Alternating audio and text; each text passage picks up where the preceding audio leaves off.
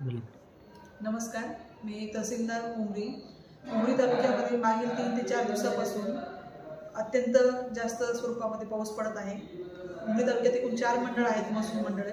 त्यापैकी उमरी, सिंधी आणि धानोरा या तिन्ही मंडळामध्ये अतिवृष्टीची नोंद झालेली आहे। तिन्ही गावातील जे पिकांचं नुकसान झालेलं आहे, त्याचबरोबर गोळेगाव गावामध्ये पण काही पाणी साचून नुकसान झालेलं आहे। त्याबाबत माननीय आमदार महोदय आणि माननीय जिल्हाधिकारी महोदय यांनी पंचनामे करण्याबाबत सूचना दिलेल्या आहेत।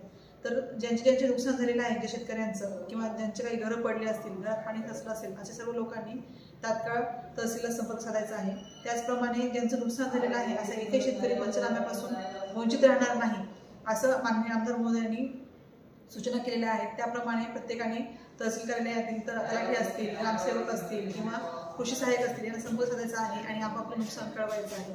त्याचप्रमाणे जर कोणाच्या घरामध्ये पाणी साचलं असेल आणि त्यांच्या जीवनावश्यक वस्तूंचं नुकसान झालं असेल तर तिथेही आमदार महोदयांनी डायरेक्ट तुमच्या ज्या काही शासन निर्णयाप्रमाणे मदत असेल तिथे यायला सांगितलेली आहे। त्याप्रमाणे सर्वांनी आमच्याशी संपर्क साधायचा आहे आणि आमच्याकडून आवश्यक ती जी उपाययोजना आहे ती राबवली जाईल।